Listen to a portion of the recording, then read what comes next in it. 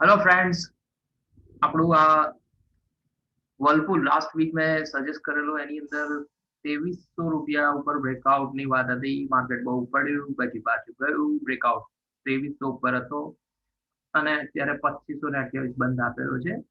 હવે તમે જોશો કે આ એક વીકલી ચાર્ટ ની અંદર આની અંદર એક હાઈ છે, એનો લાઈફ ટાઈમ હાઈ છે એ 2590. એને પણ એકવાર આ સ્ટોક અડીને આવી ગયો છે પાછો લગભગ 2528. હવે આ પણ ક્યાંક એને બ્રેકઆઉટ કરી દે તો સ્કાય હેઝ નો લિમિટ જેવું કંઈક કામ કરી શકે છે. જસ્ટ આ ગયા વખતનું આપણું રિવિઝન ઓરોબિંદો ફાર્મા પણ એ જ રીતનો છે કંઈક. એના પછી વાત કરી રહ્યા છે આપણે ઓરેકલ. આ એક સોફ્ટવેર કંપની છે.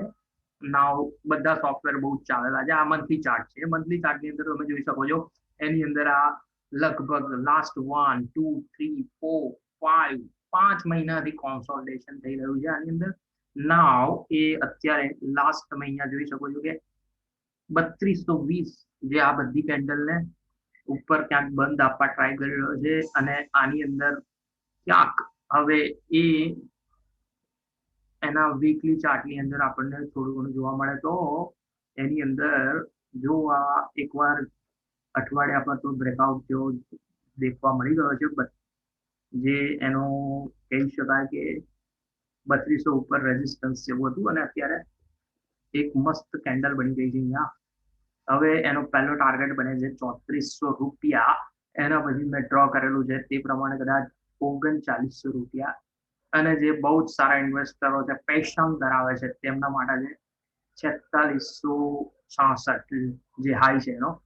એના પર પછી ઘણો જઈ શકે છે, પણ અહીંયા આ એક ઇન્વેસ્ટર માટેનો સ્ટોક કહી શકાય. અને આ એક બહુ જ સાઉન્ડ કંપની છે. આ એક યુએસ બેઝ કંપની કહી શકાય છે.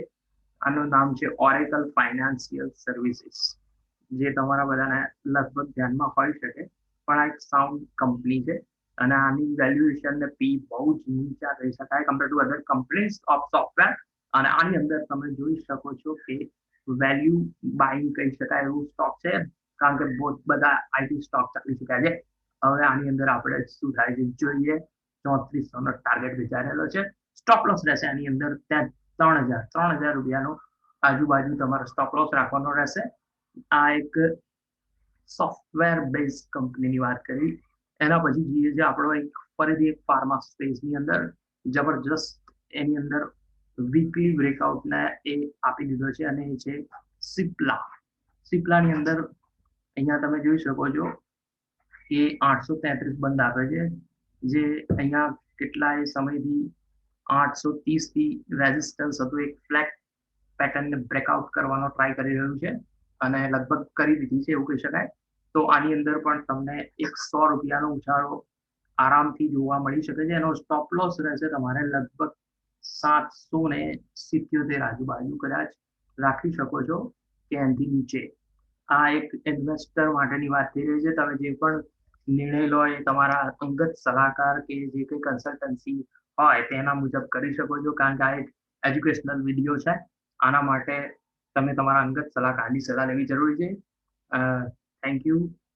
મારી ચેનલને તમે સબસ્ક્રાઇબ કરજો અને બેલ આઇકોન દબાવજો. Thank you, thank you, thank you.